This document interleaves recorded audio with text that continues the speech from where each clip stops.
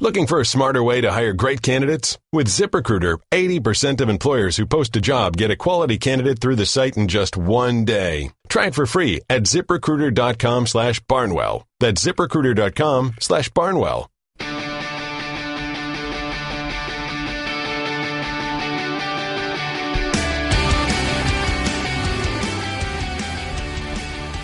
Welcome to the Bill Barnwell Show. I'm Bill Barnwell of ESPN. It's Monday, October 30th, 2017. We are not here to recap the baseball game from last night. Obviously, that was probably the most exciting thing from this weekend when it came to sports. It was a good game. That's my analysis of it. We can ask our guest, I suppose, if he has more to add about that. But we're going to cover an interesting week 8, definitely better than last week. At least one really phenomenal game, possibly a Game of the Year candidate. We'll talk about that and several other games with our guest, Alden Gonzalez of ESPN. Mr. Gonzalez, how are you? Doing great, Bill. How you doing, man? I'm good. Do you have any Dodgers thoughts before we get to the NFL slate?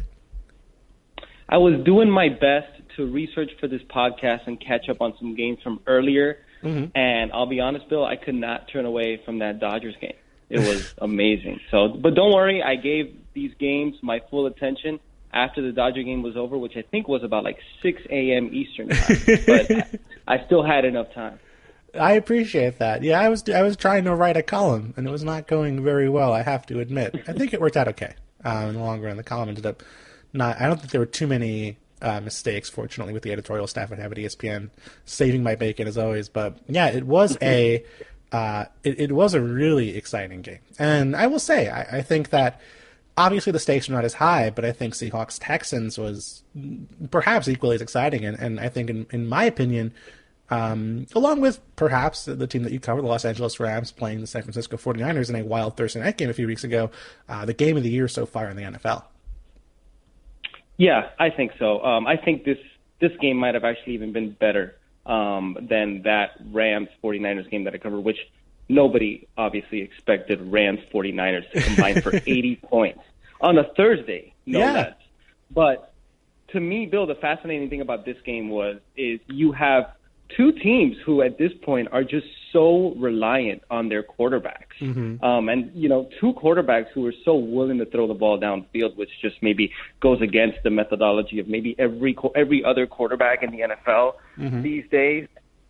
Man, I mean, Deshaun Watson at this point is just a younger Russell Wilson, right? I mean, and to watch him attack that defense and have no fear, no regard whatsoever for the likes of Earl Thomas and Richard Sherman was just so much fun, man. I'm impressed by this kid more every single week. Yeah, me too. I really think this is so much more than we could have expected from him coming out of school, where I think even in college, given how successful he was, you think, okay, well, he has a winning pedigree. He's someone who, has great intangibles. He has a lot of the things that coaches are going to love. But, there was kind of a ceiling, it seemed like, in reading scouting reports and a little bit of tape I watched, because I'm not by any means a college football expert, in terms of how he performed. There was an expectation of, okay, well, if he's in the right scheme, if he's in the right spot, he's going to be fine. But, I mean, he's a totally different player in a lot of ways. He's chucking the ball downfield. He's making big plays. Yeah. And, I was someone who was very critical of Bill O'Brien after week 1 for moving on from Tom Savage. Not because Tom Savage was any good, just because he started with Tom Savage. He was putting Watson into the fire behind a bad offensive line, an offense that was struggling. Yeah. I didn't think O'Brien was going to, build an offense around Deshaun Watson. I think he was going to try and take Deshaun Watson and fit him into his own offense, which was going to be a big problem. Not that Deshaun Watson couldn't do it, but it was going to take a while for that to happen. And what we've seen over the first few weeks of the year is that with each week, they add more and more stuff that Deshaun Watson was running at Clemson. They add more option stuff. They add more of the screens and stuff that worked for Watson at Clemson. And it's great. I mean, they're such a fun offense to watch. And you see what's happening. Not only is he challenging Earl Thomas, not only is he challenging Richard Sherman, but there are these plays where, you're getting Will Fuller wide open with the entire half of the field to himself on the same play multiple times we saw yesterday. So it's really incredible in terms of just, how effective this offense has become seemingly overnight. Yeah, absolutely. I mean, and look, Will Fuller, DeAndre Hopkins, 13 catches on 19 targets. They combined for 379 yards, 3 touchdowns. And Bill, I'm so impressed by the Texans because they lose J.J. Watt and Whitney Merciless for the year 1 week earlier this season. The next week they come back and their defense just completely devastates the Cleveland Browns. And I know that it's the Cleveland Browns. That's fine. But they had a really impressive bounce-back performance from that. They go into their bye week. Their owner, Bob McNair, makes all these comments that were obviously all over the news cycle, players threatening to walk out and all that stuff. And then they almost beat the Seahawks. Some would say that they should have beaten the Seahawks in Seattle, by the way, a place where the Seahawks have won. I think it's like 10 of their last 11 regular season games.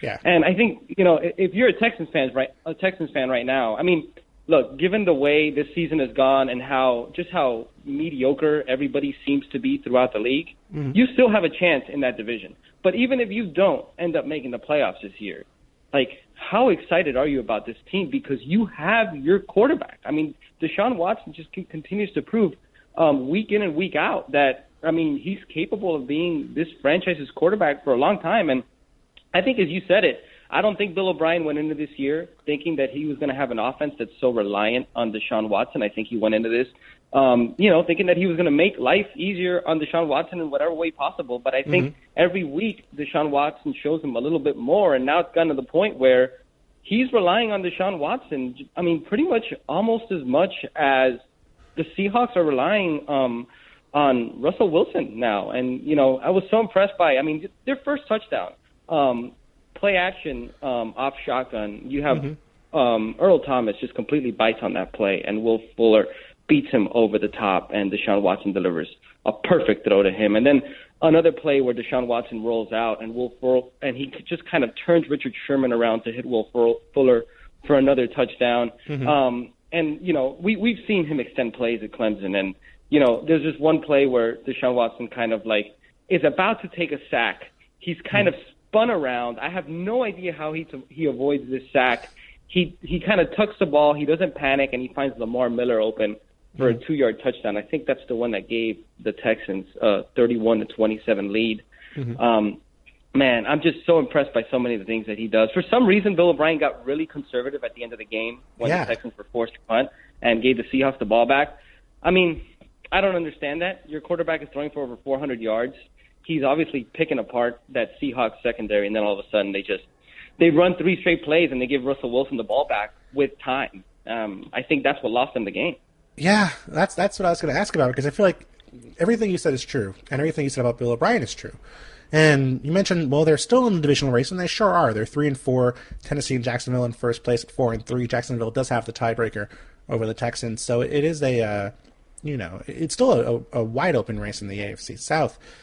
The thing that has to bother you if you're a Texans fan, and granted, you just saw the Astros game last night. If you're a Texans fan, you're probably doing okay this morning. You're not too upset, but good point. This team could be 5-2 right now and have wins over the Patriots and the Seahawks on the road with 1 first down in each of those games, and in both times, Bill O'Brien got super conservative. Against the Patriots, he decided to kick a field goal to go up 5 on 4th and 1, deep in Patriots territory. In this game, he ran that same option look where he had Bruce Ellington coming out of the slot and going out for a possible swing pass. They'd always run an option off it. They'd always run a pass play off it. And this time they decided to just hand the ball straight off to Lamar Miller. I don't think there was even a read on the play because there was 8 guys in the box, and Sean Watson still handed it off to Lamar Miller anyway, and he got stuffed. And even on that 4th and 2, now I don't think Bill O'Brien ever for a second thought, okay, I should actually go for it on 4th and 2, but they needed 2 yards. They would have won the game. The Seahawks would have been out of timeouts. The game would have been over. I don't know, and this was in hindsight. I tweeted about this at the time as the play was happening. I don't know that I would have more faith, especially given how that game was going with the Seahawks offense, in my defense holding up for 70 yards and a touchdown over the final minute and 45 seconds, as opposed to my offense with this incredible quarterback who is such a threat, running and throwing the football, getting 2 yards. Yep. Yeah. Well, but we see coaches do this all the time, right? I mean, we saw it in the Lions game too. We saw it in the Lions-Steelers game where they kick a field goal from the 1-yard line, which just drives me nuts every single time. And you just can't. You don't want Russell Wilson to have the ball back with time. So whatever you can do to not make that happen, you got to do it. But Bill, can I just say how impressed I am with Russell Wilson? And I know that's the other part of it. That's the other part of it, right? Like, we're talking about Deshaun Watson and how good he is. Russell Wilson was incredible in this game. And that's the thing. Like we always have this inherent recency bias, and we love what's new. We always love what's fresh, and so we're going to cling to Deshaun Watson, and rightfully so, because he's young and exciting. But man, Russell Wilson just showed you today why he's Russell Wilson. And here's the thing. So, and I'm looking at the box score right now. 26 for 41, 452 yards, 4 touchdowns, and interception. He ran for another 30 yards. He got 3 rushing yards from his running backs today. Still, okay, his defense gave up 38 points. He got 3 yards from his running backs, and Russell Wilson still managed to win the game. And man, and look, we knew going into the year that the Seahawks offensive line had its holes, and it wasn't going to be great. And every time that Russell Wilson drops back, he is being pressured. Every time he drops back, he seemingly just has to kind of fight for his life. And he just makes things happen. You know, he extends plays. He's very accurate throwing the ball down the field. And it seemed like, you know, he had that one interception near the end zone toward the end of the game, which could have cost him the game if the Texans would have run some clock like we talked about. But besides that, every single time that Deshaun Watson led a drive, Russell Wilson came back and he answered. And, I mean, he's been carrying this team, and I didn't really think that was going to be the Seahawks blueprint going into the year. I thought their defense was going to be a lot better. Their defense is still making some plays. You know, Earl Thomas got fooled early on that play action pass, but he came back, and he totally read Deshaun Watson's eyes and jumped the route and had an interception for a touchdown.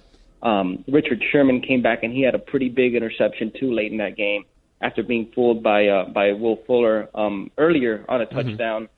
But this Seahawks defense hasn't been the dominant defense that we all expected them to be. For sure. And Russell Wilson has had to take on so much. We also thought that maybe their running game would be better. We thought that they'd be deeper at the running back position going into this year. And that hasn't really materialized itself yet either, at least not in the way that we thought. And Russell Wilson just put so much on his shoulders. And, I mean, he's carrying this entire team right now. Yeah, it's really impressive. And, I mean, I don't want to take a single thing away from how Deshaun Watson played. I'm not saying this to criticize Deshaun Watson at all.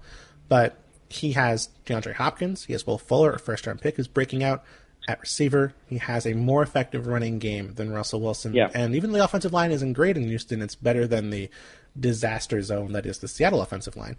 Russell Wilson is doing this with no running game, like you said. His two primary running backs, Eddie Lacy and Thomas Rawls, had 12 carries for -1 yard in this game.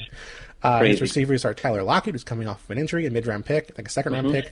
Paul Richardson, a second-round pick. Doug Baldwin, an undrafted free agent. Jimmy Graham, who, granted, was a superstar at one point, but obviously at this point is not the same caliber of player. He had 50-plus yard passes to Tanner McAvoy and Trey Madden in the game yesterday. I mean, he's not doing this with superstars around him at every position. And, I mean, it was just fascinating because by the end of the game, the Texans were really gassed. And you could see on the final play, the final touchdown pass, they just could not move. They had a mental lapse. They blew the coverage on Jimmy Graham. Their pass rush couldn't get there. Jimmy Graham just gets wide open up the middle of the field somehow. Wide open. Just total blown coverage. And you can see them after the play just talking to themselves, like, what happened? Because you don't let whatever Jimmy Graham is and whatever struggles he's had, you don't leave Jimmy Graham wide open up the seam with 20 seconds left in the game. But you know, they had no running game whatsoever, and yet the play action pass was still working. In the second half, all it really was just, we're going to run play action. We're going to, you know, put Russell Wilson 8 yards behind the line of scrimmage, and he's either going to find someone immediately or scramble for 2 seconds, wait for someone to get open, and then hit someone for a huge gain. It was just, it was so much fun to see. It felt like a Madden game more than anything else. It did. And Bill, can I ask you the question that I never thought I'd be asking anybody after 8 weeks of NFL football this year? Do you think that maybe the Rams are in better position in the NFC West going forward than the Seahawks, just based on what you've seen? Because as we talked about, I mean, this is now, especially the way that they beat the Texans, this is kind of a one-dimensional type of football team where Russell Wilson is putting so much on his shoulders, and where you see the Rams, obviously, I'm not saying I mean, it's still hard for me to say that, to even imagine that the Rams would be better than the Seahawks. But, you know, Jared Goff is not Russell Wilson, but they do have a great running game with Todd Gurley, and their defense has played better. How do you see that? How do you see that dynamic right now in the NFC West? They're both 5-2. I don't appreciate this, Alden. This is my show. I'm the one who has to ask the questions here. I will make a one-time exception and answer this question with the little bit of knowledge I have. I do. If you ask me right now, I think what the numbers say, my own opinion says from watching, I think the Rams are a better team than the Seahawks right now. Over the second half, the Seahawks usually do improve. They could get dramatically better. That seems to happen pretty frequently. And I do think the Rams are in worse shape just because they lost that game to the Seahawks at home in Week 5. And I think in that game, I don't know if you agree with me. I'll ask you this. I'll turn the tables on you. I think the Rams outplayed the Seahawks in that game. And honestly, with the Cooper Kupp near touchdown in the end zone, with the Todd Gurley fumble on the half-yard line into the end zone for a touchback, I felt like the Rams outplayed the Seahawks in that game and deserved to win. Oh, they absolutely did. They had 5 turnovers in that game, and most of them were turnovers that they easily could have avoided. And if memory serves me right, I believe that they outgained the Seahawks in that game by about 150 yards from scrimmage. I believe it, yeah. So they absolutely should have won that game, but they got to play the Seahawks on the road later in the year. I think that's going to be a tougher test. Yeah. My apologies for asking the question, and I'm going to try to avoid steering the conversation to the Rams as much as possible on this podcast today. But I appreciate that. Is a topic, so it's going to be a problem. It's true. You have a constituency. You have to hit your Rams topic to some extent. And I appreciate that. The Rams are a fun team to talk about. But this, of course, was their bye week. So I wanted to bring you on as someone who can not only talk about the Rams, but talk about the league as a whole. But yeah, no, I thought this was a super fascinating game.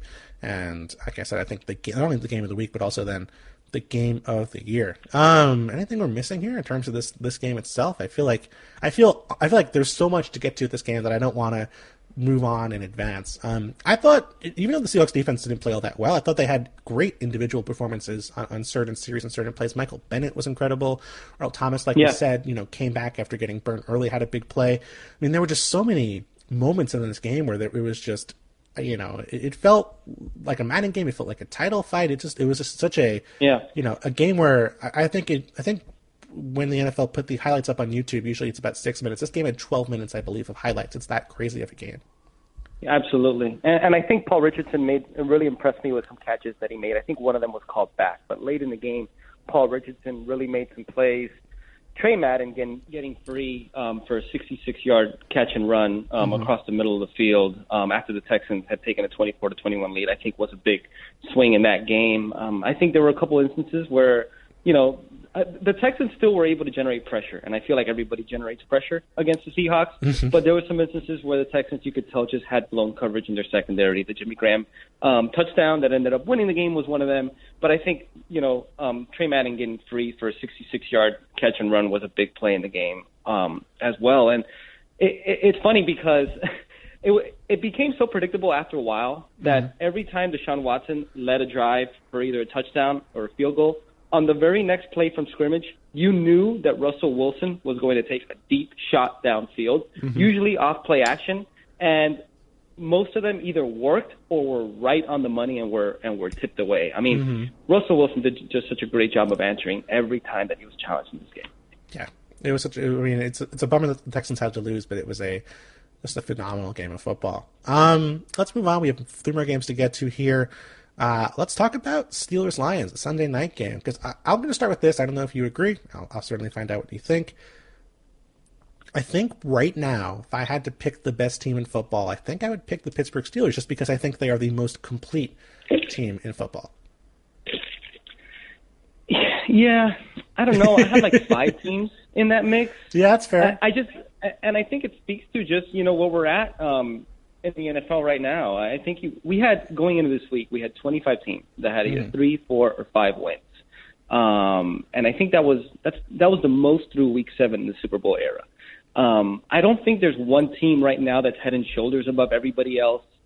I think definitely the Steelers are in that conversation. I think the Chiefs are still in that conversation. You have to put the Patriots in there, and you gotta put the Eagles in there. I mean, we'll see when as the sample size kind of stretches out a little bit more whether the Seahawks can maintain that.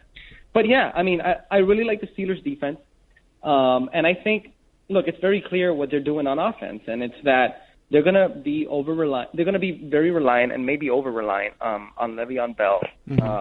But they're not going to put too much stress on Ben Roethlisberger to have to make plays, and they don't have to.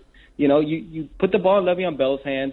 You give the ball to Antonio Brown and let him run after the catch, and it seems to be working. But and as we can get into a little bit more, I'm a little bit worried about just what the Steelers' offense is right now, because I don't know about you, Bill, but I feel like they're over-relying on Le'Veon Bell right now. And I worry about whether or not his workload is going to be sustainable moving forward. He's got – Le'Veon Bell's on pace for 458 touches. That's a lot. That's a lot of touches. And, you know, we've seen what's happened with Le'Veon Bell. 3 straight years, I believe, he hasn't been able to play in the last game, either because he was hurt already or because he got hurt in that game. Obviously, the need Le'Veon Bell in November and December and probably even in January. He held out all summer, so I feel like they were kind of working him in early on. He had 142 rushing attempts this month, in the month of October. I think that's a record, by the way, for 1 month. So I don't know how you feel about this, but you know, he had 25 carries against the Lions, which is actually kind of low for him, but he's got 194 on the year. That's 30 more than anybody else in the NFL. And I know he's great, and I know you want to put the ball in his hands, but you got to kind of, you know, save him up for later in the year. I mean, what do you think? Do you feel like they're maybe a little bit too top-heavy on offense right now? Yeah, I think that's a really valid point. You know, certainly, like you said, there are the injury concerns about Le'Veon Bell. I did look it up while you were mentioning that is a record for the month of October. Nobody has ever had more than 142 carries in the month of October. I think the record was 136. It was Mark Van Egan, who I have to admit, ex-Raiders player I have never heard of before. So they have, you know, certainly feeding him the football, and of course he's a big part of their passing game as well. And I think it's really telling, you know, not just about their plan for this season, but also their plans for the years to come. I think what this tells you about Le'Veon Bell and his future in Pittsburgh is that I don't think the Steelers plan to think they're going to re-sign him after this season, because if they were, good point. You know, if they were going to have him around for the next 5 years, I don't think you'd be seeing them feeding him on what is a 388 carry pace over the course of the season. Right. I think it also tells you that they are a little skeptical about Ben Roethlisberger right now, because certainly his numbers are down. You know, even if you take the Jaguars game as a huge outlier, he still is struggling throwing the football. He's still missing throws more so than he has in years past.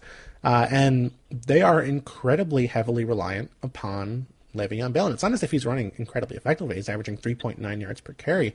It's more of a volume thing than a production thing. But this is a team that in years past, they would have games where they throw the football around 45, 50 times a game and be very effective doing so. And that has really not, to my knowledge, been the case this year. And the Lions are an interesting team. I don't really know how to gauge their defense because they're so dependent upon turnovers and takeaways. But I wouldn't say they're a great defense. This is certainly a game where you'd figure Ben Roethlisberger would have had a shot at, you know, producing a huge game. And he threw for 317 yards and 17 completions. But a lot of that was that 97-yard touchdown throw to Juju Smith-Schuster, which was a lot more about Juju Smith-Schuster than it was about Ben Roethlisberger. No doubt. I don't think Ben Roethlisberger was good in this game. I really didn't. He had a nice connection deep down the field with Antonio Brown, but that was an underthrown ball that Antonio Brown made a nice adjustment while the ball was in the air, and he made something happen there. You know, even that hookup with Juju Smith-Schuster, which pretty much ended up deciding that game. I think it was a 97-yard catch and run where he just outran an entire defense. Yeah. Right before that play, I think it was Jesse James was wide open over the middle of the field, and Ben Roethlisberger just overshot him, and it could have been an interception. So, you know, and there were so many other throws. I think he had Darius Hayward-Bay wide open in the end zone on a deep ball, completely overthrew him. You know, earlier in the game, he stares down Antonio Brown, and that results in an interception. That was in the second drive. The first drive, he almost has another interception where he just kind of, you know, struggles to throw a screen pass to Le'Veon Bell. And, you know, I don't want to seem like I'm just kind of piling on Ben Roethlisberger. I think he also made some plays in this game. I thought he was really good on third down. But, you know, I, like so many other people, hold Ben Roethlisberger to such a high standard, especially when it comes to just connecting with the receivers deep down the field. I mean, very few. I mean, maybe Aaron Rodgers is the other one you would throw in this conversation, but there aren't many who have been as good as Ben Roethlisberger at throwing the deep ball, and that's just not there this year. So, you know, I wonder, and that's why I have concerns about this offense. And I know I'm kind of being nitpicky because when you compare them to the rest of the NFL, they're just as good as anybody. But, you know, how much longer can they just rely so much? Like we talked about with the Seahawks and Russell Wilson, how much longer can the Steelers just kind of really rely on Le'Veon Bell just kind of being their bell cow for them? I think Ben Roethlisberger is going to have to be a little bit better. Was that on purpose? Was that Le'Veon Bell cow?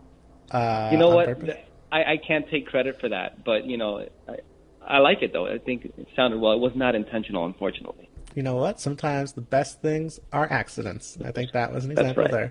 there. I mean, yeah, I agree with you. You think about the big plays from Roethlisberger in this game. Yep, that touchdown pass to Smith-Schuster was a totally fine throw, but that was a lot of Smith-Schuster. The bomb to Antonio Brown, that's really Antonio Brown out-jumping Killebrew, the safety. It's not really Ben Roethlisberger making a big throw. I will say the first drive I thought he was pretty good. He had that fade route to Juju Smith-Schuster that ended up being a 41-yard gain. And then he had Eli Rogers in the end zone. It wasn't a perfect throw, but it was definitely a catchable ball in the end zone that Eli Rogers dropped. Yeah. So, but overall, yeah, he is definitely not playing at the highest level. And it's one thing right now when they are such a balanced team and they can run the ball effectively. But I think the point that, you're getting to, or at least I thought you were getting to, is what happens when Le'Veon Bell gets injured? Because we think you can't say it's a guarantee. Guys can stay healthy. DeMarco Murray had that year. He stayed healthy for all 16 games and was incredibly effective. But if Le'Veon Bell gets hurt, suddenly you don't have a backup in Le'Veon Bell's caliber. You're in a player who has similar skills to Le'Veon Bell in the backfield with James Conner as your primary backup. So now what do? You're going to have to throw the football. And I don't know, given what we've seen, that Ben Roethlisberger is going to be the guy that he's been in years past when they've needed to throw the football. Right. And so, and do you start maybe relying a little bit on James Conner, just maybe to try to get some of the pressure off Le'Veon Bell? I mean, you just drafted him in the third round. I mean, do you maybe work him in just a little bit so you could, so you're not maybe taxing Le'Veon Bell early? Yeah, I think that makes sense, right? Because you're not. It's one thing when you are in close games like this one. It made sense to rely heavily on Le'Veon Bell when you're up 20-15 in the fourth quarter, but you think about last week, for example. They were up 29-14 on the Bengals when the game was over. And granted, the offense wasn't playing super well. They kicked 5 field goals to end the game. But, in the fourth quarter, you're up 15 points. Why are you still handing Le'Veon Bell the ball? Why does he have 35 carries in this game when James Conner has 3? I think, and 2 of those carries were on the final drive when they're up 15 points. But even the drive before that, you're up 12 points late in the fourth quarter. You can probably afford to give James Conner a run or two. It just seems like that's a smart way to keep some of the stress off Le'Veon Bell. It's not going to maybe make a difference in the long run because who knows how injuries necessarily work, but it can't hurt. It's much unless you are who was the Eagles linebackers coach. It's way easier to stay healthy on the sidelines than it is on the field. By the way, how did the Lions not win this game? That's the other element to this, where we're talking about the Steelers so much, and realistically, the Lions were in great shape to win this game. I mean, and I'm not sure in terms of those plays by the goal line. I think there were 6-7 plays inside the 4-yard line where the Lions did not come away with points, and then got 3 points on those 2 trips. Do you credit that more to the Steelers defense playing well, or the Lions offense failing to execute? I think I blame it a little bit more on the latter. Okay. I blame it on play calling too. I'm sorry, but kicking a field goal on 4th and goal from the 1 just kind of continues to drive me nuts. I think they were down by 8 points at that point. Is that right? That is correct. And they chose to kick a field goal in that situation. I don't know how a quarterback has 423 passing yards and doesn't have a touchdown pass. The Lions had, I think it was 16 plays in the red zone by the Lions, and they had 0 touchdowns. They had 482 yards as a team. They had 0 touchdowns. And I think the big play in the game was when they were inside of 3 minutes. Ebron gets the ball into the 11-yard line, and they couldn't catch it in. I think they had they tried to run a fade route in the end zone. That didn't work out. Golden Tate gets the ball into the 6, and then you have kind of Riddick stopped for a loss. You have 4th and 7. Stafford is pressured, and he nearly throws an interception. I mean, give credit to the Steelers. They're a really dynamic defense. They had a little bit too much bend in this game, but they were really good in the red zone. But if you're the Lions, I mean, I tend to think that when you have that many chances, when you have 5 red zone drives, I'm not giving credit to the opposing defense on that. I think if you're an offense, you have to find a way to cash those in. Yeah, I mean, this isn't exactly a offense that is built on the cheap, man. This is the most expensive quarterback in football. There's 2 free agent wide receivers out there. Granted, Golden Tate was clearly hurt, forced him, I think, to fumble away a pass where he was untouched early in the fourth quarter, so that didn't help matters for the Lions. But very expensive offensive line. Granted, missing a first-round pick in Taylor Decker at left tackle, but a team that, has one of the most expensive right sides of the offensive line. I think the most expensive right side of an offensive line in football in T.J. Lang and Ricky Wagner, who did go out on the third down play on the first drive, I believe. I don't know if he came back after that in terms of an injury, but, he's out there for the first three plays, certainly. And, very little confidence in their running game. And maybe not unwarranted. After 7 plays, I'm sure Jim Caldwell was out of plays to call, or Jim Bob Cruder was out of plays to call before that field goal. But you still have to figure that, even though you were stuffed in the previous time, even though you gave up a 97-yard touchdown, the two things aren't related, and you still need a touchdown to win this game. And in the long run, they ended up trading a shot to convert on 4th and 1 with the first touchdown. For it ended up being a 4th and goal from the 7-yard line, or 4th and 7 from the 8-yard line, I should say. That did not work out for them, and they didn't get the ball back after that. In terms of what this means for the rest of the division, we'll get this before break. The Vikings are in great shape suddenly, given that the Bears lost, the Lions lost, 87.9% chance of making the playoffs for Minnesota, and 79.9% chance of winning the division. But we'll talk more about them and what they did on Sunday after the break. We'll have more Bill Barnwell Show coming here in a moment. First, guys, I don't want to name names around the league, but there's a few teams who are being criticized for passing up a franchise quarterback in the draft. Again, don't want to name names. I feel like I may be hitting them a little too hard in ZipRecruiter ads.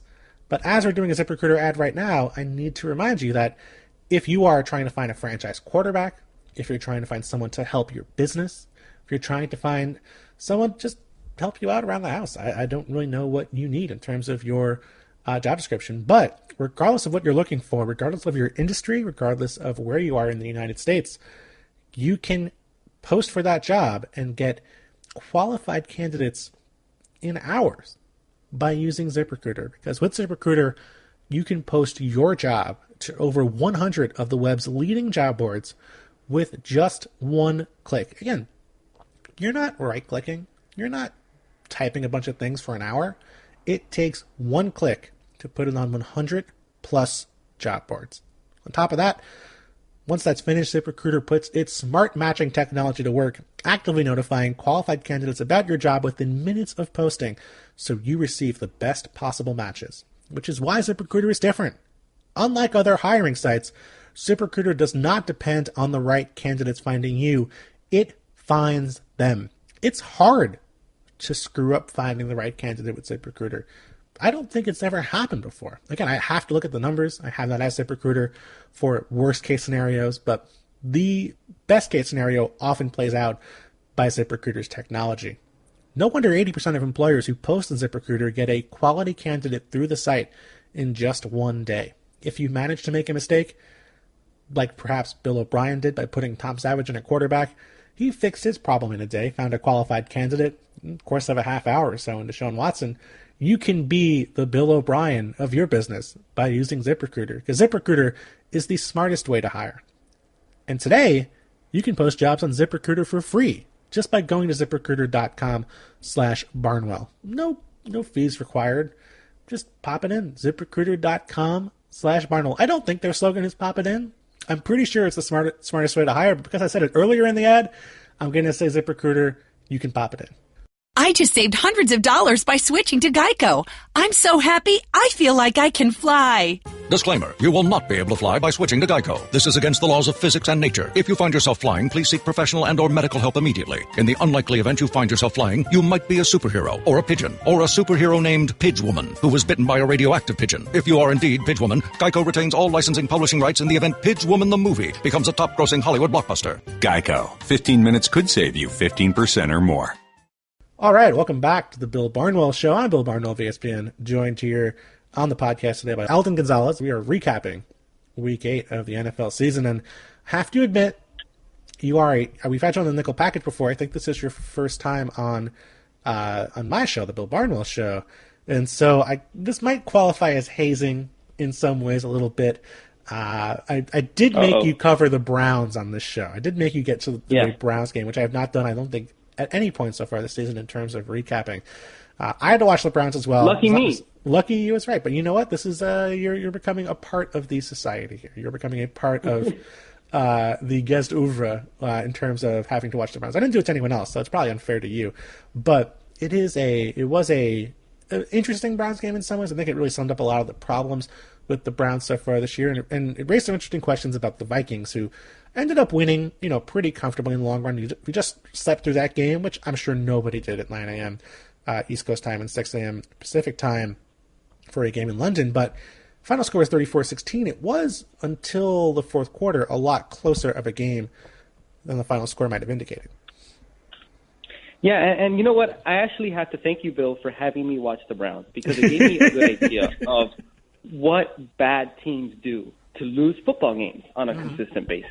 And the Browns were competitive in this game. And you look at everything that happened in this game, that the Browns just blew huge opportunities that could have just swung this game in their direction significantly. They have an interception to start the game. Crowell scores a touchdown, and then they miss an extra point. They force a punt on the Vikings' next possession. They muff the punt. They score a touchdown within 2 minutes before halftime. Yay, they're going to go into halftime with the lead. They're going to have a significant lead, but then they let the Vikings drive the ball, set up a field goal with only 40 seconds left, helped by Hugh Jackson, for some reason, taking a timeout. They had 42 seconds left at the goal line.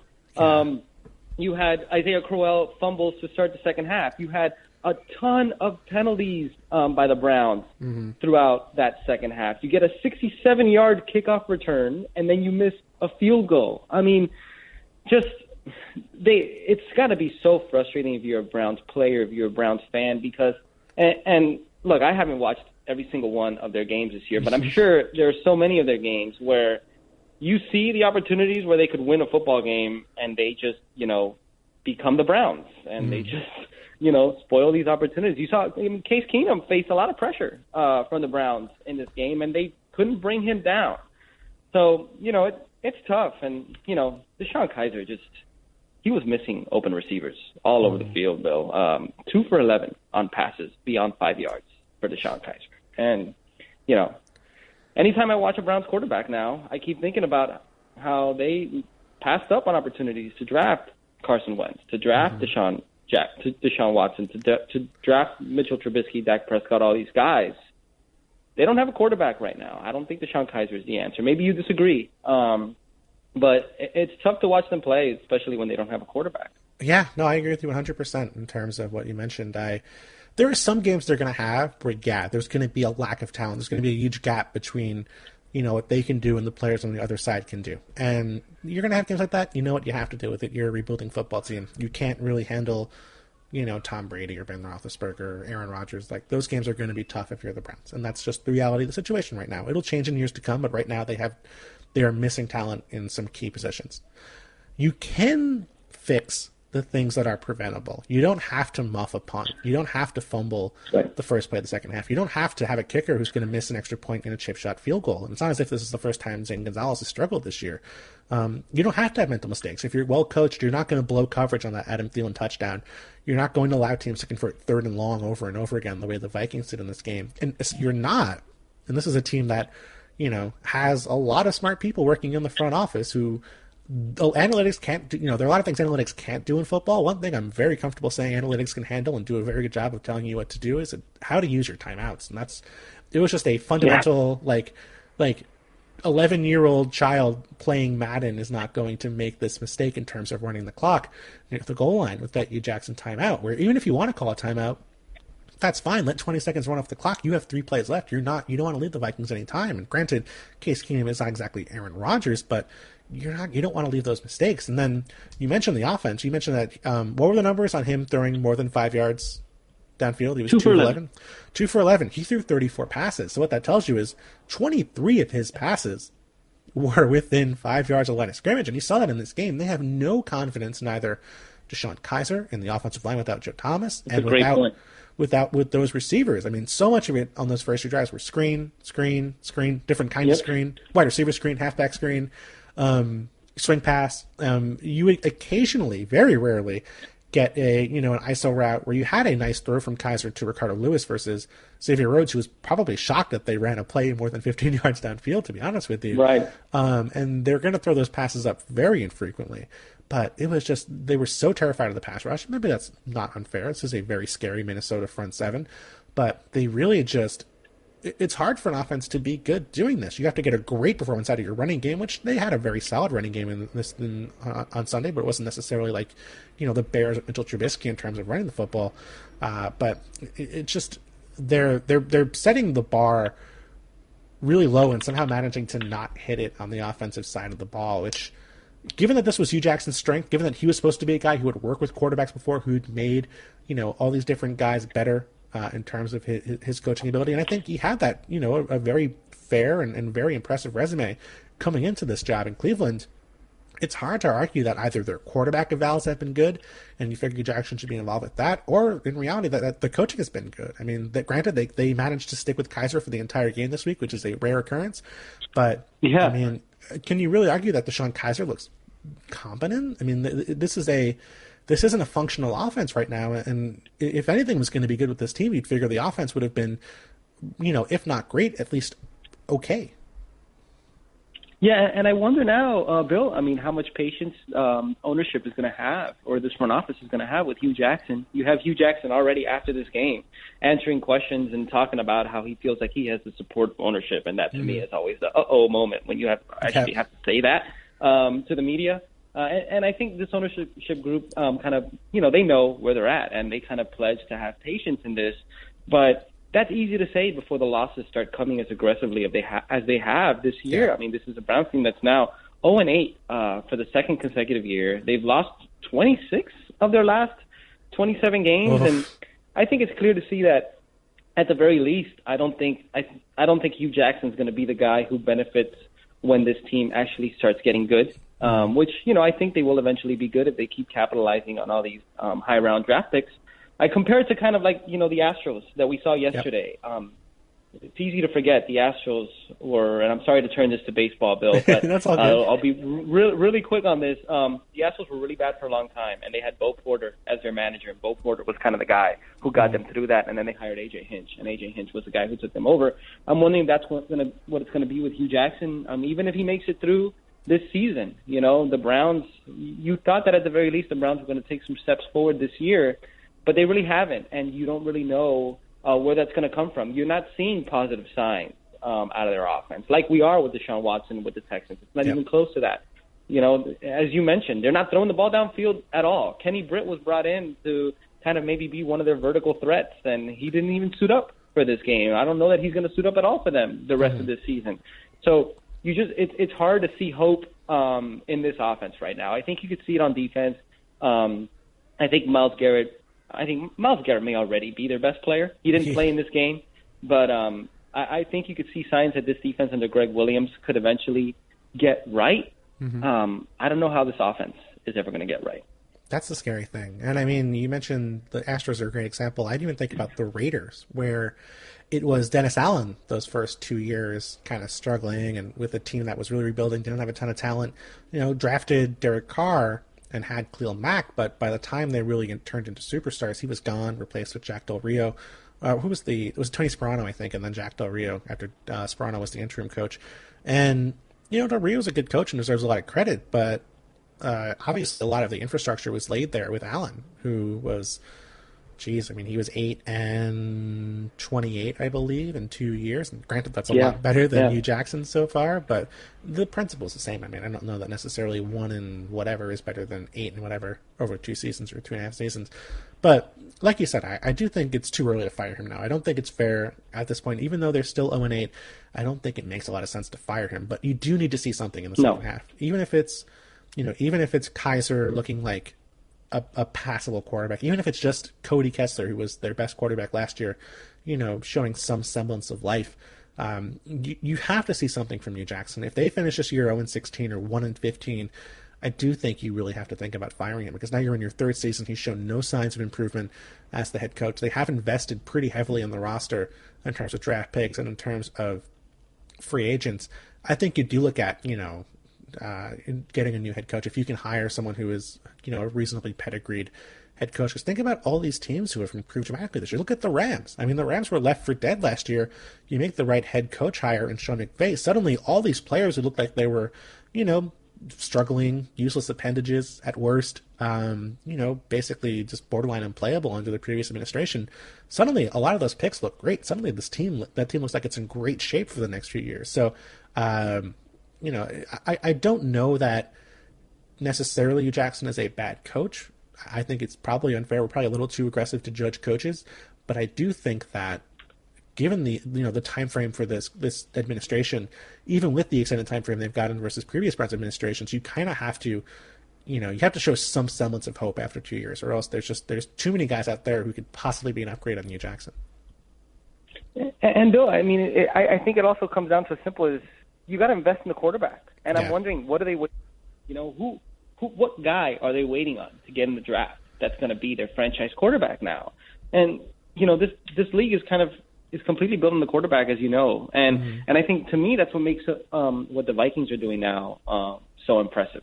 That you have Sam Bradford, who hasn't been able to play for them. I don't think he's practiced in about 3 weeks. I don't know when he's going to be, but he hasn't been there for them. Teddy Bridgewater, when he suffered that injury last year, you thought, what's going to become of the Vikings moving forward? And, they got Case Keenum now. And this team is still clicking on all cylinders. They don't have Dalvin Cook. Their running game didn't skip a beat for about 3 weeks after Dalvin Cook went out. This team, the Vikings, is kind of doing it without a solidified answer at quarterback. And I really like where they're at. 6-2 right now, going into their bye week. And I think they have some pretty interesting decisions to make coming up, Bill. What do you think? That's the really fascinating question. I read about that a little bit today in my column, and I want to know what you think in terms of the decision to stick with Case Keenum or to maybe go to Teddy Bridgewater. What I wrote is I think basically Bridgewater is the higher upside option. Of course, he's someone who they had really started to invest in terms of personnel. They had really grown to love him and what he could do for that offense. He's a super talented player, super smart guy, really beloved in that locker room, and someone who, when he's at his best, I mean, he is such, it's so easy. The offense just moves so effectively and so reliably. And granted, he wasn't playing with as good of an offense around him. He had Adrian Peterson. That's going to help a fair amount. It's fair to say, better than the running backs they have right now. But, Stephon Diggs was a rookie the last time Teddy Bridgewater was under quarterback, and he wasn't the same player. Adam Thielen was a special teams guy who was a 4th or 5th on the depth chart. He wasn't the guy he is. He's now. Kyle Rudolph was really struggling with injuries, if I remember correctly, in 2014. Don't know if he was even around regularly or consistently in 2015, or if he was certainly the same player that he is now with Case Keenum at quarterback. So you'd figure the receivers are going to be better than what Teddy Bridgewater had to work with. Rudolph did play 16 games in 2015, excuse me. But you get the idea. The wide receivers were not as effective as they are right now. But I also don't know necessarily that Case Keenum has done a lot to lose this job. And in terms of how effective Case Keenum has been, he's not the best quarterback in the world by any means. I'm not saying that he's he's Aaron Rodgers. I mean, he's a little slow through his reads. You saw a lot of plays in this game where when he'd get the ball out, the guy would be wide open to the point where you figure, okay, he's been open for 2 or 3 seconds now, and Case Keenum has not yet found him. And that's going to hurt you later on. I do think by the time this team gets to the playoffs, Teddy Bridgewater is going to be their starting quarterback. I just don't know why you have to rush it right now. Teddy Bridgewater has just made it back to practice, I believe, last week or the week before. He hasn't, hasn't suited up in nearly 2 years after tearing his ACL in really gruesome fashion. He's going to get his shot. There's no question about that. But I would worry if you make a move right now during this bye week, you say, okay, Teddy Bridgewater is going to be our quarterback when we come back in week 10 at Washington. I'd just be concerned, what if he struggles? What do you do then? Do you go back to Keenum? Are you sticking with Bridgewater? Do you have a Brown situation where you're constantly shuffling quarterbacks? I just think, why not let Keenum stand for a few weeks, get Bridgewater ready, make sure he is ready to go, make sure he's 100%, make sure he has no concerns about, dropping back to pass, that his footwork is good, that his instincts are good, and then you'll have a point where Keenum struggles. It's not like he's going to be great every single week, and if he is, you're in great shape either way. But when he struggles, when you feel like, okay, we do need a boost, then you go to Bridgewater. Maybe that's week 12 on Thanksgiving at the Lions. Maybe it's week 14 when they're at Carolina. I just think there's no rush to do it, and I don't understand why necessarily we're so aggressive about getting Keenum out of the lineup and Bridgewater back in when this team looks great. They've won 4 straight games. I agree with you, Bill, on that there's no sense in rushing him. Absolutely. But I do think that at some point the Vikings have to find out if Teddy Bridgewater can be their guy. And I think they can always go back to Case Keenum if they realize that Teddy Bridgewater isn't their guy. But you got to remember, the reason why they signed Case Keenum was never so that he could be the guy to lead them into the playoffs. They signed Case Keenum because he was a kind of a safe-ish security blanket, where if things didn't work out with Sam Bradford or with Teddy Bridgewater, you could always go to him. And I haven't been watching practice. I don't know how ready Teddy Bridgewater is right now. I'd be a little worried about making a move like this late in the year, because while I do understand what you're saying about maybe giving him time and the offense really doesn't need a change right now because Case Keenum has been just fine, I'd be worried about if Teddy Bridgewater isn't ready and you give him 2, 3, 4 weeks and he just doesn't look right, and then you got to go back to Case Keenum. I don't want to have to make that move so close to the playoffs. I want to try to make that move a little bit earlier, so I'd have, especially now that they have a little bit of a cushion in that division, to see just exactly where Teddy Bridgewater is. Because at some point, and I don't know what the end mark is here, but at some point, if you're the Vikings, you have to really make a decision on who's going to be your quarterback going into the playoffs. And I don't think you can just assume that even if given 3 or 4 more weeks, given the injury that Teddy Bridgewater is coming off of, that he's just going to be ready to pick up and be the guy to lead you into the playoffs. Maybe at the end of the day, even after seeing Teddy Bridgewater, you still think Case Keenum is the safer bet because, I mean, Bill, this team right now, they're not very reliant on the quarterback. They lost Dalvin Cook, but, you know, we've seen Latavius Murray and Jerick McKinnon just be really dynamic in the running game.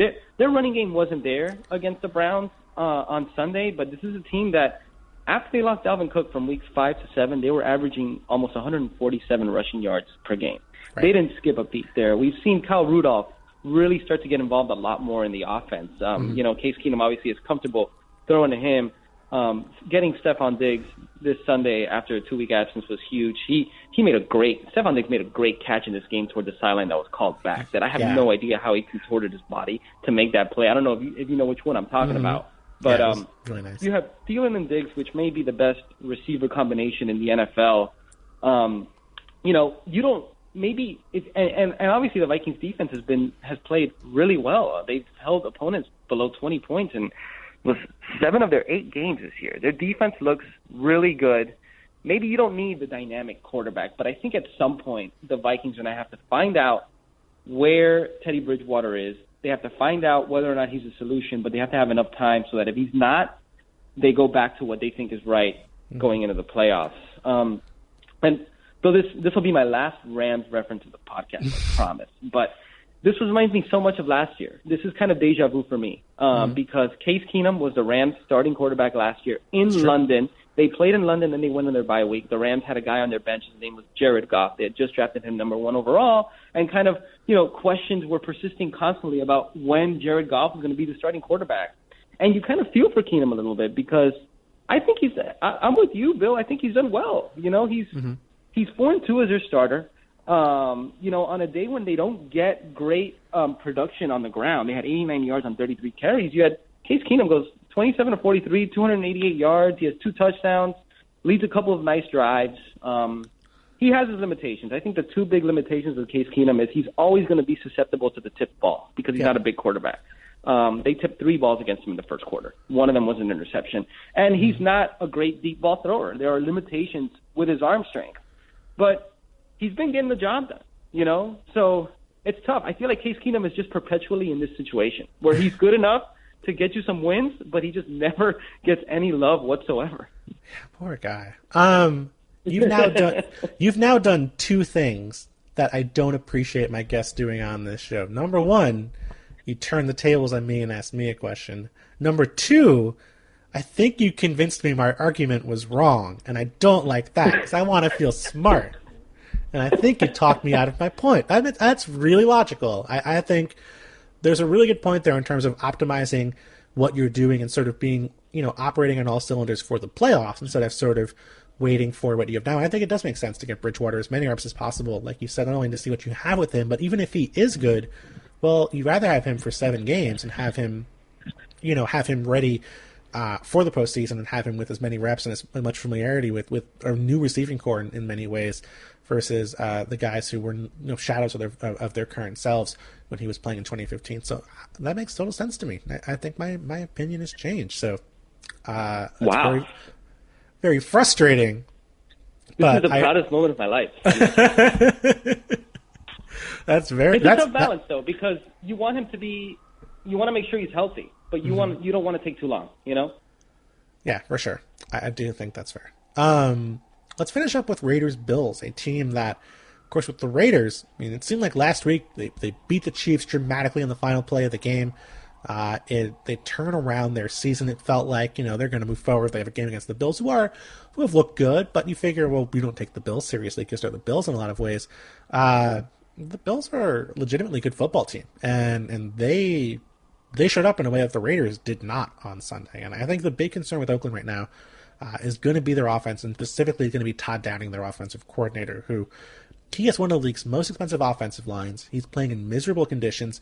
Granted, he did not have Marshawn Lynch, but they have running backs who have been effective in years past. They ran the ball 14 times in 63 plays on Sunday, and I think when you think about what's going wrong for them on offense, I talked to Ted Wynn about this, who was a Raiders analyst on the Nickel Package a couple of weeks ago. This offense looks totally out of sorts versus the unit we saw that was, physically overpowering and dominating teams last season. Yeah, and I think going into the year, we knew that there were vulnerabilities with their defense, and I think going into the season, the Raiders, we figured that the Raiders' offense probably needed to be special for the Raiders to have a chance to compete, and they're not special on offense. The Raiders' offense needs to be special, and they just haven't been. 14 runs versus 49 passes in that game. That's just, I don't know how we get to that kind of discrepancy. Derek Carr doesn't look right to me. I don't know what you're seeing when you see Derek Carr, but he doesn't look healthy. Amari Cooper, I thought he had his breakout game against the Chiefs, 11 catches for 210 yards. He has 3 catches for 26 yards against the Bills. And we thought that Derek Carr was going to beat teams down the field, and their offensive line was so good, and they were going to run the ball so well with Marshawn Lynch. And that hasn't been the case. 14 rushing attempts, only 54 yards. And I know the Bills' defense has been good, but the Bills' defense was also missing some key players. They had just traded Marcel Darius earlier in the week, and that Raiders' offense just did nothing. I really thought they were going to be able to build on last week. I'm not always big on momentum, quote unquote, but I really did think that maybe they found some things that worked for them, and it's back to ground zero for them. I mean, you have to have serious concerns about where the Raiders are right now.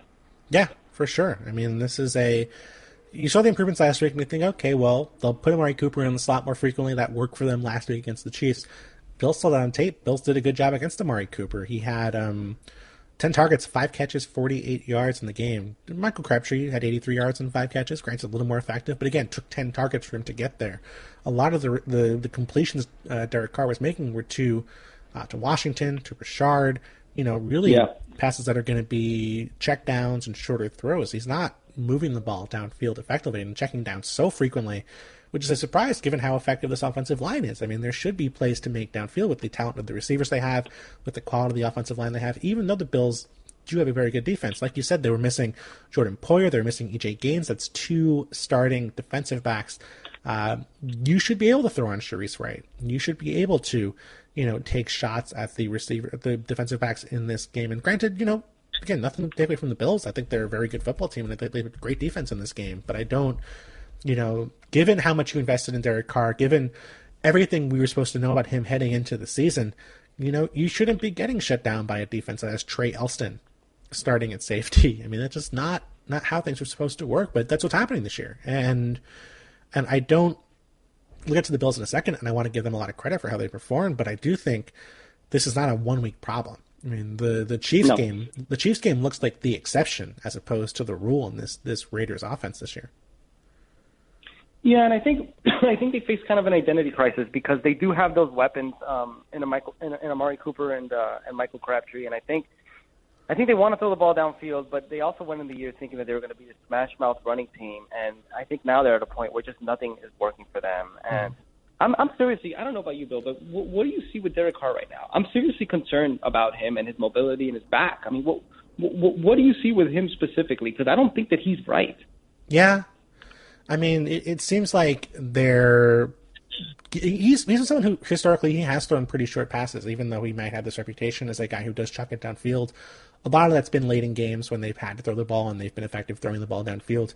I mean, it's been a conservative offense in a lot of ways in years past. They get the ball out quick. They're throwing shorter passes than most teams in football, and it seems like that's kind of just hitting to an extreme at this point. But he's missing more throws than I think he has in years past. His mechanics aren't consistent, and you would figure that's going to be due to the back injury. I mean, obviously, he's playing through a fracture in his back. Tony Romo did this and played through injuries over the course of his career. This injury specifically, you can do it, but you're going to be in a lot of pain. You're going to be getting a shot to take care of the pain. That's going to wear off during the game, of course.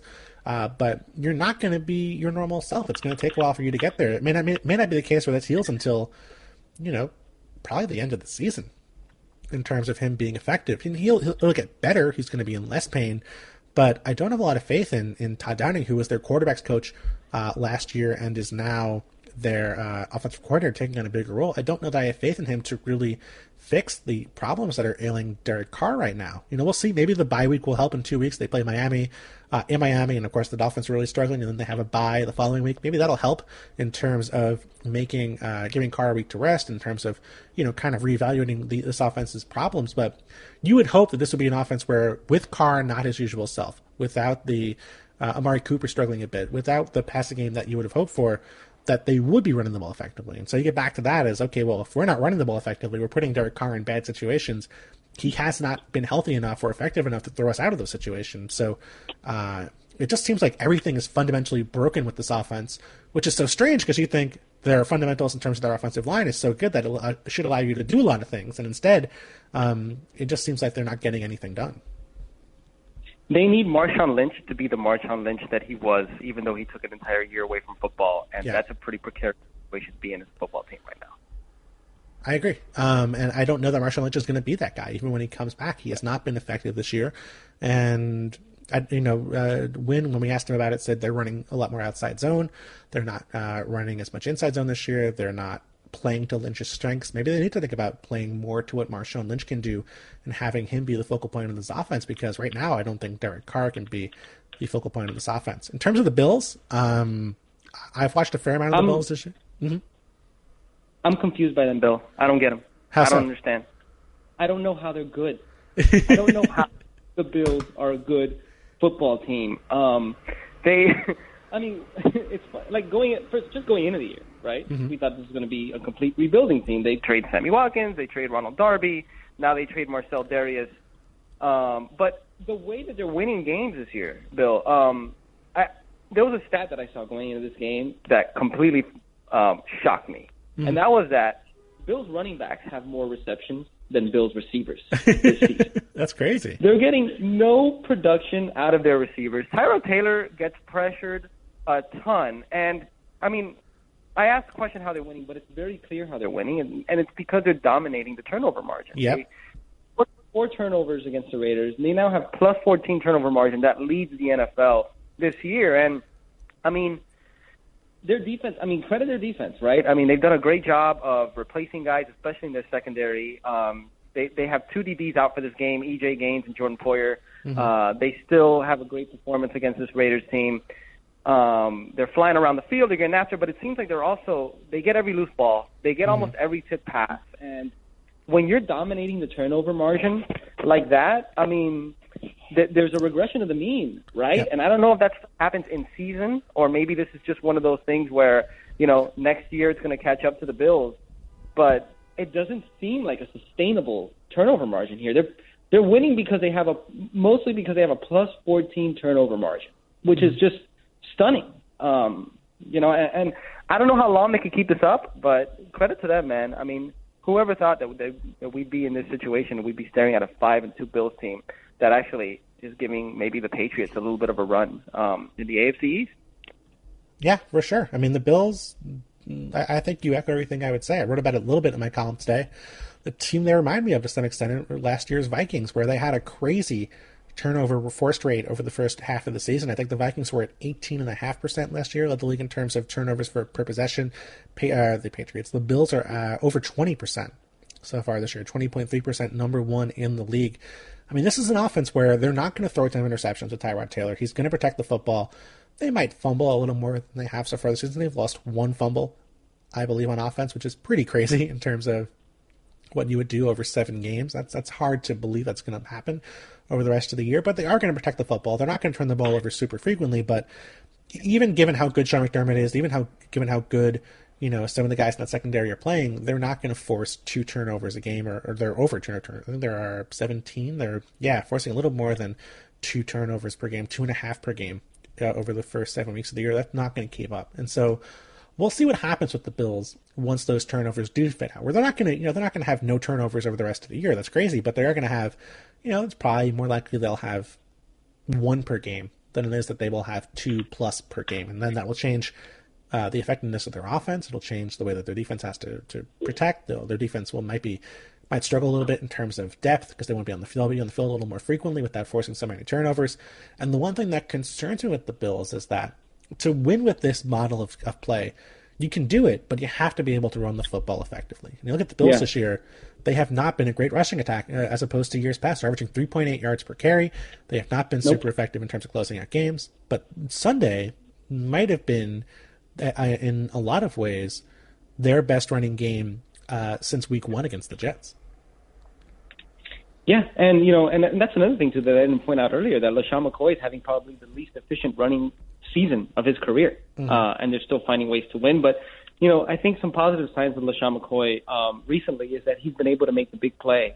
We saw him had a couple of plays for chunk yardage in a win against the Buccaneers the week earlier, which I think that was actually a pretty gratifying win for the Bills to beat the Bucs on a day where their defense kind of didn't show up. And then they win this game against a Raiders team that just come off throwing for 505 yards against the Chiefs. And I think maybe the turning point of this game, and it alludes to kind of what you were speaking to about how the Bills have to be a sound running team if they're going to win this way, is there's about 11 minutes left in the game, and Derek Carr leads a touchdown drive to pull the Raiders within 2 scores. He was great on this one drive. He was 7 of 8 for 61 yards, made it 27-14. Made it a 27-14 game with 10:50 left. The Bills ate up 6 minutes of clock by being able to run the football. And then after that, the Raiders get the ball. They don't have as much time left. They have to force things downfield. Their defense forces a turnover on downs, and then that's when they pretty much seal the game. So I think LaShawn McCoy is going to be better. I think we've seen glimpses of him being better. I don't think he had a great day today on the ground until he had that 49-yard touchdown run. That kind of put it away. The numbers look a little bit different if he doesn't have that run. But, they're going to keep going to him. And I thought Tyrod Taylor doesn't have a lot of weapons, especially at receiver. That's true. But Tyrod Taylor was good. But Tyrod Taylor was good. 20 of 27, 165 yards. Didn't force anything. No turnovers. I know it's the Raiders defense. But I really like watching Tyrod Taylor play. I'd like to see him play with more weapons at receiver. Yeah, I don't think the lack of perhaps passing production is his fault. You have Zay Jones, who's caught 10 catches on 37 targets so far this season, and given the way other receivers are catching the football, I don't think that's Tyrod Taylor's fault. The Raiders have 0 interceptions in 8 weeks? Yeah, crazy. That's crazy. Yep. 0 interceptions. I don't know how that's possible. You would just think by accident, Khalil Mack would tip one up in the air and you'd have one of your guys grab it. It's insane that has not happened yet. With the Bills, we'll learn a lot more about them over the next 5 weeks. They are pretty tough slate over the next 5 weeks. Let me say that they're at the Jets and the Chargers, who, granted, 2 road games that aren't necessarily super scary, but they're also at the Chiefs. At Jets does qualify as a tough game now, doesn't it? It seems strange. Like I don't want to say it's a push. Like it's not as bad as the games I'm about to get to, but it's not exactly a pushover either. At Jets, at Chargers, and then the 3 other games are at the Chiefs, hosting the Saints, and hosting the Patriots. So if they can come out of that, and if they win 2 of those games, they hit the final quarter of the year, which is Colts, Dolphins, Patriots, Dolphins, at 7-5. I think they're in good shape to make the playoffs. But if they collapse over the next 5 weeks, if they bench Taylor, or if the running game goes south, if the defense doesn't start forcing all those turnovers, then the season could go south very quickly for the Bills. I hope they make the playoffs. It'd be fun to see the Bills in the playoffs this year, but we'll know a lot more about them over the next few weeks to come. Yeah, and they're playing with house money now, Bill. They weren't supposed to be got a ton of draft picks stocked up coming up. So things are looking good. That's true. Well, that's it. We made it. We covered four games. We did not run into a lot of baseball Rams discussion, but I'm happy we got to the parts we did. Mr. Gonzalez, where can people check out more of what you're working on? You can check me out on the Rams Clubhouse page. You can follow me on Twitter at Alden_Gonzalez. Mr. Gonzalez, thank you so much for coming on the show. We'll have you back on later on in the year when the Rams are enjoying that first-round bye in the playoffs to talk about football. Right. Yeah, we'll see about that, Bill. Thanks so much for having me on, man. Appreciate it. All right, guys. Thanks so much for listening to today's episode of the Bill Barnwell Show. You can check out more of us later on this week. Another Bill Barnwell Show coming on Thursday. I believe a very familiar guest is making his or her reappearance on the podcast later on this week. I'm also on the Nickel Package every Wednesday. You can check that out. Having a couple of guests on this week. I believe Matt Bowen will be joining us from ESPN. Always a super smart insight from an ex-player who understands scheme and especially coverages as well. We're going to be talking about one of the best defenses in football with him, understanding how they are emerging this year, but more football podcasts coming later on this week.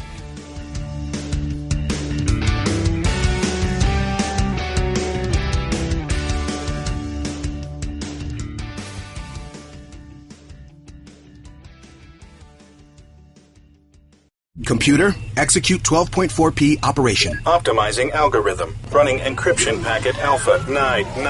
Oh, I don't feel so good. What is it, computer? Is it hot in here? It feels hot in here. I feel a little clammy. I should lie down or something. A computer with a virus? Surprising. What's not surprising? How much you could save by switching to Geico. Those oysters Rockefeller were a mistake. Geico. 15 minutes could save you 15% or more.